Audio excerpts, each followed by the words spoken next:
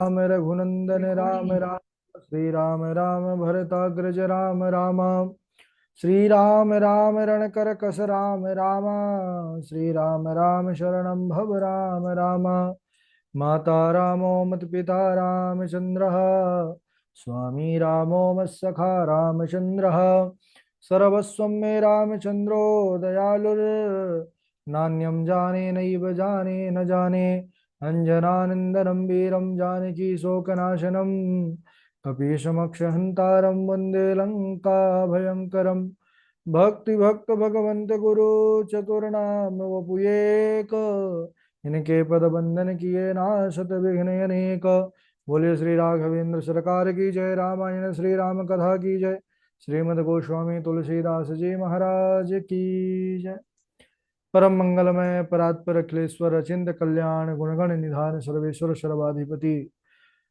अकारण करुणा वरुणालय श्रेष्ठ आचरणवान प्रजा के सुखदाता आनंद कंद श्री रामचंद्र कौशल्य आनंद वर्धन अवध नरेंद्र नंदन श्री रघुनंदन विदेह वनस वै जयंती जनक नरेंद्र नंदनी भासुती जगदीश्वरी माँ सुनैना की आंखों की पुतलिका विदेह जा जनक जा जनकादिराज तनया जनक राज किशोरी वैदेही मैथिली श्री राम प्राण वल्लभा श्री जानकी जय। इन दोनों युगल सरकार के पावन चरण अरविंदों पर कोटि नमन नतमस्तक वंदन एवं अभिनंदन। तीनों मैया चारों भैयाओं के चरणों में कोटि कोटि प्रणति। अनंत बलवंत गुणवंत श्री हनुमान जी महाराज के पावन चरण कमलों पर कोटि कोटि प्रणति। समस्त भूतादिक शीय राम मैं सब जग जानी करहूँ प्रणाम जोरी जुग पानी। सजनों, हम सबका यह परम सौभाग्य श्री राम कथा चरित्र की तैयारी करने का पावन विचार संकल्प लेकर के एक स्थान पर एक साथ जुड़कर इस पावन पुराण पावन कथा श्री राम कथा मंदाकिनी पर अवगाहन करने का जीवन में सद सौभाग्य प्राप्त कर रहे हैं। इस समय हम सब बड़े ही पावन प्रसंग पर बने हुए हैं। प्रभु श्री राम जी के वन गमन की भूमिका बन चुकी है। किस प्रकार देवताओं के बार बार विनय करने पर माता सरस्वती आई और मंथरा की बुद्धि को फेर दिया। मंथरा ने कैकेयी को अपने इस प्रकार बातों में उलझाया कि कैकेयी यह मन में धारणा बना ली कि अगर राम राजा बने तो फिर मैं अयोध्या में मेरा कोई अस्तित्व नहीं रहेगा, मेरा भरत राजा बनना चाहिए। और मंथरा के भड़काने पर वह आई और महाराज दशरथ से दो वरदान मांग लिया। ये प्रसंग हम सब सुन चुके हैं। पहले वरदान में अपने पुत्र भरत को दस जो है अयोध्या का राज्य, और दूसरे में श्री राम जी को 14 वर्ष का वनवास। तापस वेश विशेष उदासी 14 वर्ष राम वनवासी। पर प्रथम वरदान को सुनकर के महाराज दशरथ केवल भयभीत हुए।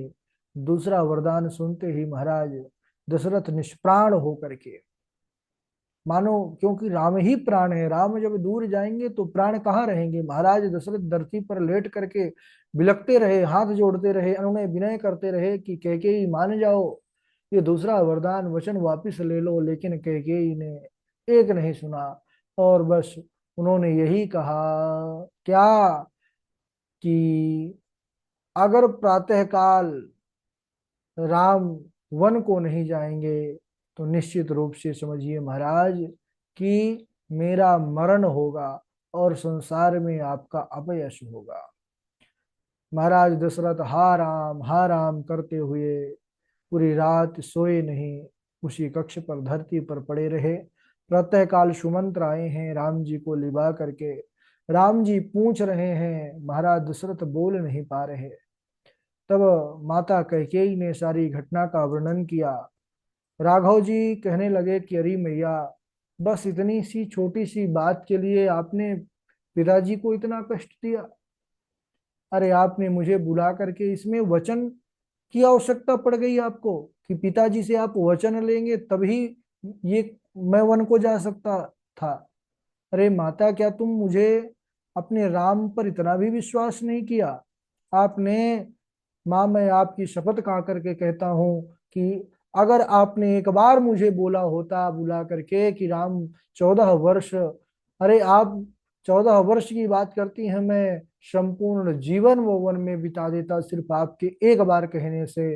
अरे वह पुत्र, वह संतान तो भाग्यशाली होता है जिनको माता पिता के सेवा का अवसर जीवन में प्राप्त होता है। धन्य है, ऐसे हैं मेरे राम, ऐसे हैं मेरे राम।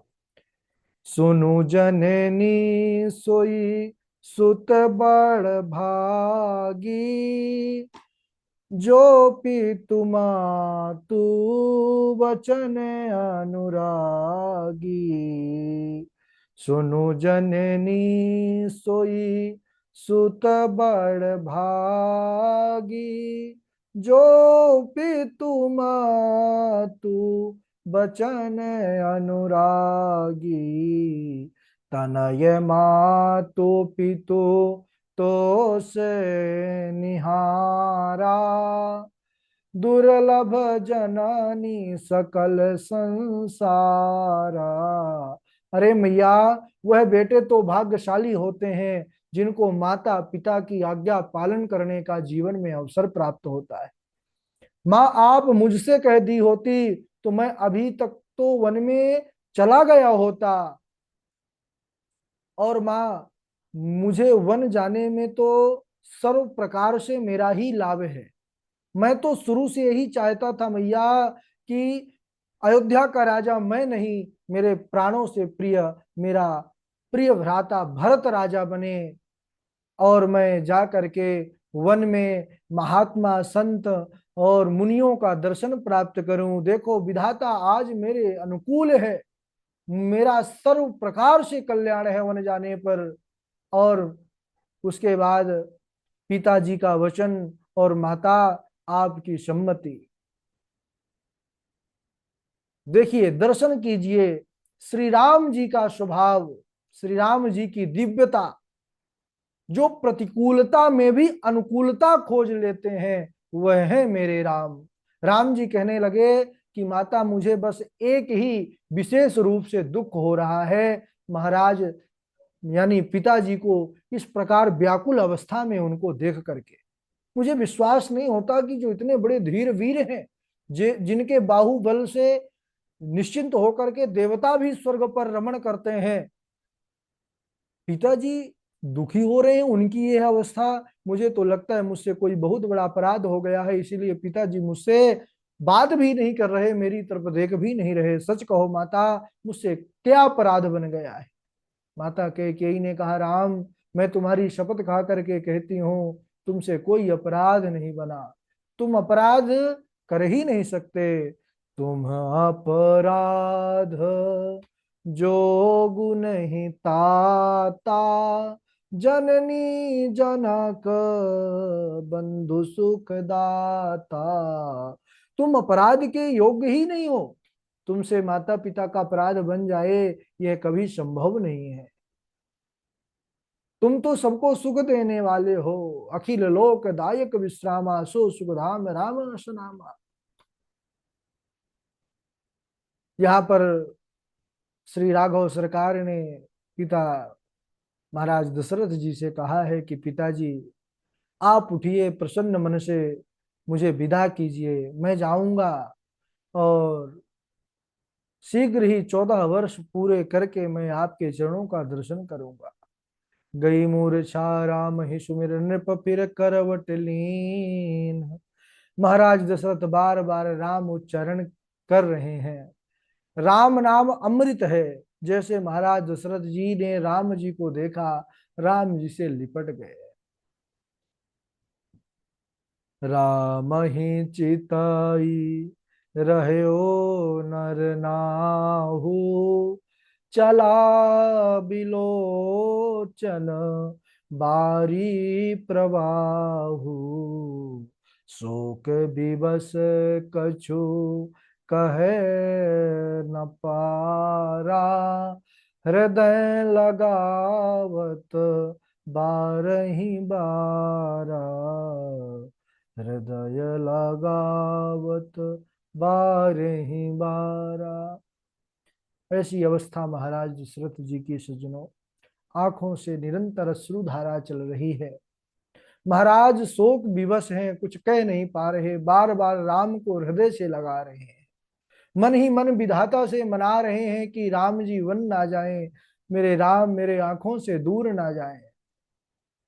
हे विधाता कोई ऐसा विधि बिठा दो कि राम जी वन ना जाएं। शंकर जी को मना रहे हैं कि आप राम जी की जो है कुछ ऐसा कर दो कि राम जी मेरे सामने ही रहे, चाहे संसार भर में मेरी अपकीर्ति हो, हजारों वर्षों तक मैं नरक में रहूं, दूसरा दुख मुझे सहना पड़े, मैं सह लूंगा, लेकिन राम मेरे आंखों से ओट ना जाएं, राम मेरे आंखों से ओट ना जाएं। बस यही महाराज दशरथ जी की इच्छा है। भगवान राम बड़े सहजता से कहते हैं, पिताजी आप बिल्कुल भी चिंता ना करिए, तनिक भी दुखी मत होइए।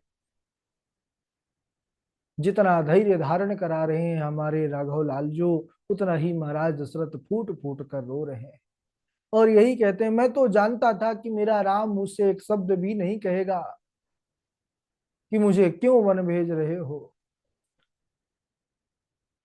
और चिल्ला चिल्ला कर विधाता से कहते हैं कि मेरे राम को मेरे आंखों से उलट मत भेजो, मेरे राम को मेरे आंखों से दूर मत करो। राम जी ने कहा, पिताजी आप दुखी मत होइए, बस 14 वर्ष की ही तो बात है, आपके आशीर्वाद से यह समय बहुत जल्दी पूर्ण हो जाएगा और फिर लौट करके मैं आपके चरण कमलों का दर्शन करूंगा। जाता हूं, माता से विदा लेकर के आता हूं, जाते समय आपके चरणों का दर्शन करके ही मैं जाऊंगा। महाराज दशरथ शोक विवश होकर कुछ उत्तर नहीं दिए।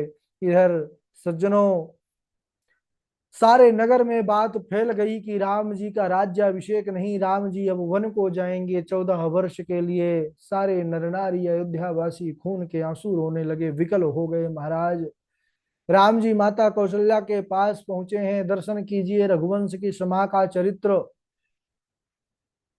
माता कौशल्या बंधु माताओं इतनी प्रसन्न है क्योंकि माता के जीवन की सबसे बड़ी प्रसन्नता होती है कि उनका जो बेटा है उसको विशेष कोई सम्मान प्राप्त हो, उनका जो पुत्र है उनकी संतति है वह विशेष कोई योग्यता को प्राप्त करे। और जो आज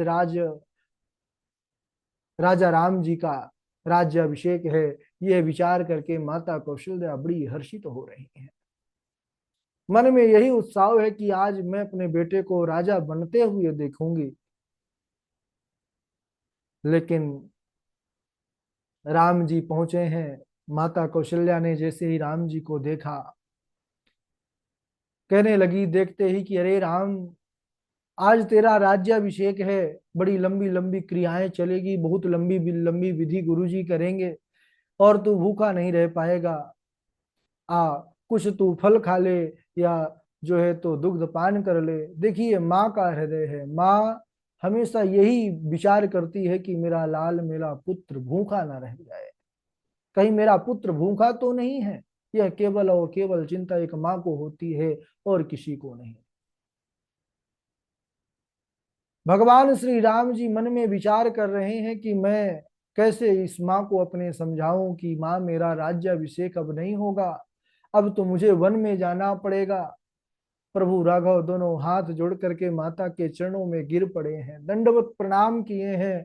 प्रणाम करके कहने लगे, माता मुझे आज्ञा दो। माता कौशल्या आश्चर्य पड़ जाती हैं कि कैसी आज्ञा। तब राम जी कहने लगे, हे मैया, पिता दीन्ही मोहि कानन राजू, जहाँ सब भांति मोर बड़ काजू, आयसु देहि मुदित मन माता, जेहि मुद मंगल कानन जाता, पिता दीन मोहि कानन राजू, जहाँ सब भांति मोर बड़ काजू। हे मैया, पिताजी ने मुझे वन का राज्य दिया है, वन की व्यवस्था बहुत बिगड़ गई है ना, इसलिए वहां पर बिना मेरे जाए वहां की व्यवस्था बन नहीं सकती। इसलिए पिताजी ने निर्णय किया है अयोध्या का छोटा सा राज भरत को देंगे और वन का इतना विशाल साम्राज्य राम को मिलेगा। धन्य है, धन्य है राम, राम जी की सत्यता, राम जी का प्रेम। मां प्रसन्न मन से मुझे आज्ञा दो कि वन जाते ही आपका आशीर्वाद रहेगा तो आनंद और मंगल ही होगा। 14 वर्ष वन में रहकर पिताजी के वचन को सत्य करके फिर मैं लौट करके तेरे चरणों का दर्शन करूंगा माँ। जैसे ही यह वचन सुना है महाराज, रघुकुल की समाने श्री राम जी को जनने वाली माँ कौशल्या ने, सज्जनों ऐसी दशा हो गई, माता कौशल्या के मुख से वचन नहीं निकल रहा।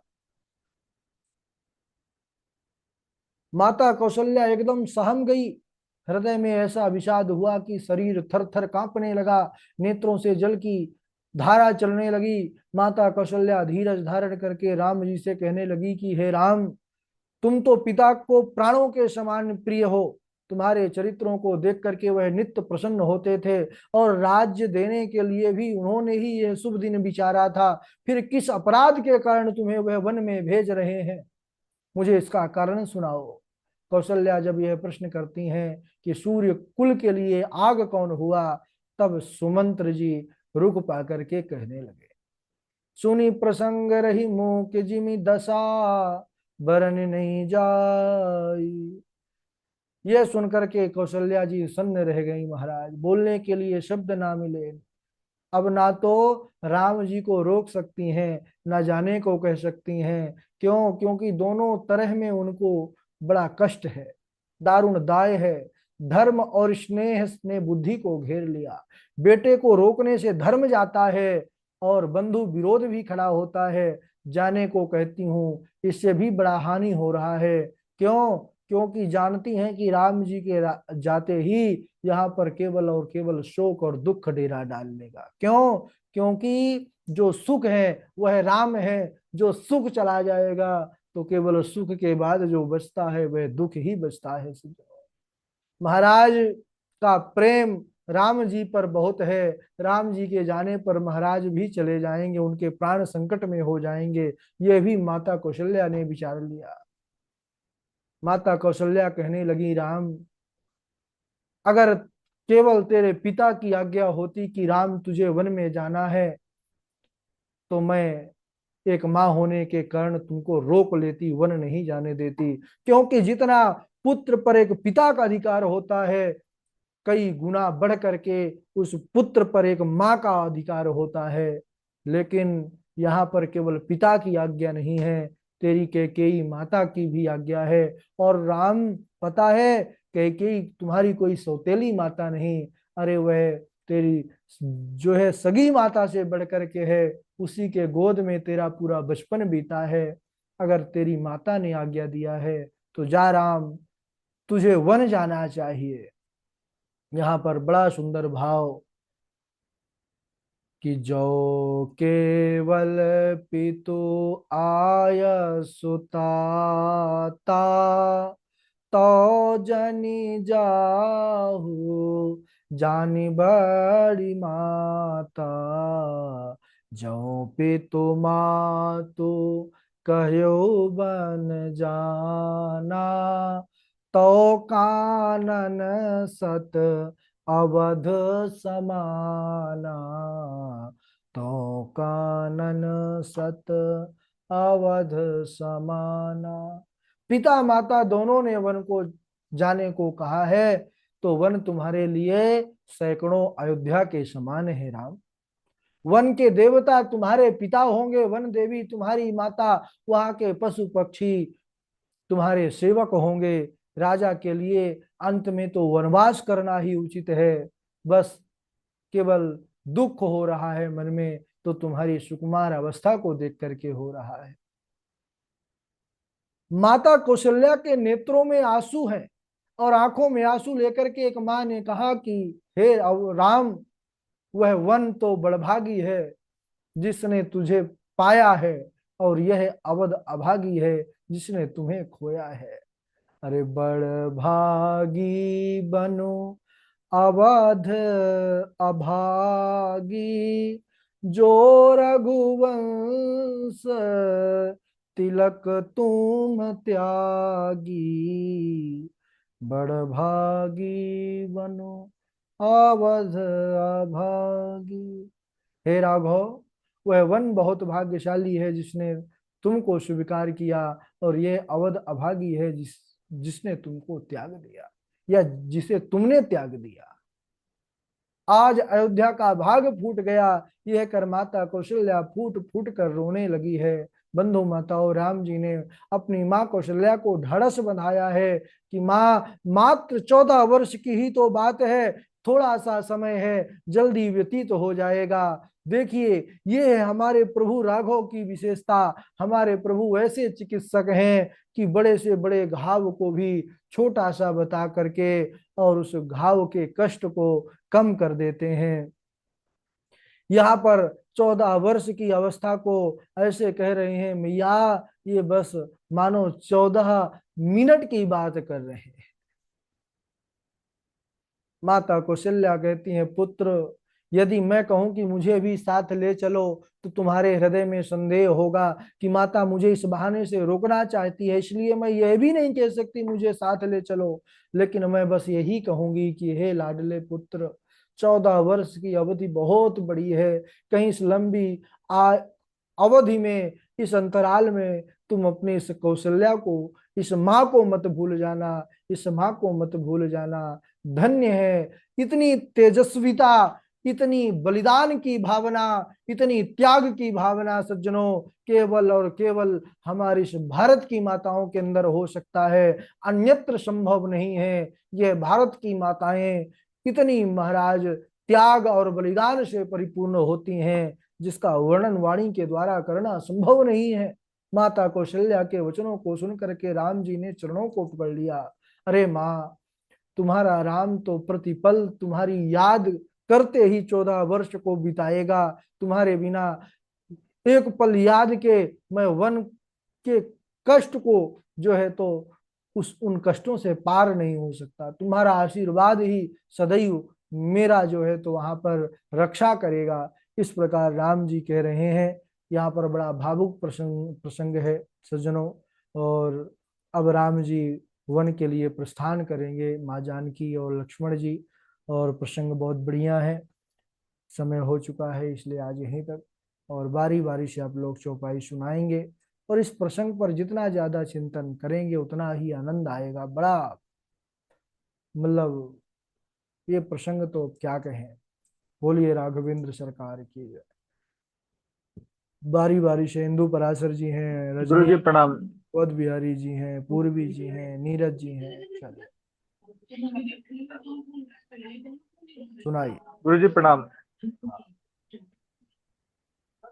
मन बिनु फन जिम जल बिनु मीना, मम जीवन तिम तुम ही अधीना। भरत सहानुज कीन प्रणामा, लिए उठाई लाई उर रामा। हर्ष लखन देखी दो भ्राता, मिले प्रेम परिपूरित गाता। श्री सीताराम। जी राधे राधे गुरु जी प्रणाम। आवाज आ रही है मेरी? हाँ आ रही है। सुनहु प्राण प्रिय भावत जी का, देहु एक बर भरत ही टीका। तापस वेश विशेष उदासी, 14 बरिस राम बनवासी। होत प्रात मुनि वेश धरी जो, न रामू बन जाहि। होत प्रात मुनि वेश धरी जो, ना रामू बन जाहि। मोर मरनु राउर सज, नृप समुझिय मन माहि। राधे राधे गुरु जी। हाँ, राधे राधे। प्रणाम गुरु जी। जी जी। जी, आ रही आवाज गुरु जी? आ रही है। जी। के तुरा निरसानी पर सत पानीपति निवारई, बानहु सरोज भुअंग भामनि विषम भाति निहारही। दुबासिना रसनाद सनवर, मरम ठाहरु देखहि। तुलसी ने पति भव तब्यतावस, काम को तुक लेखी। प्रणाम गुरु। हाँ, राधे राधे।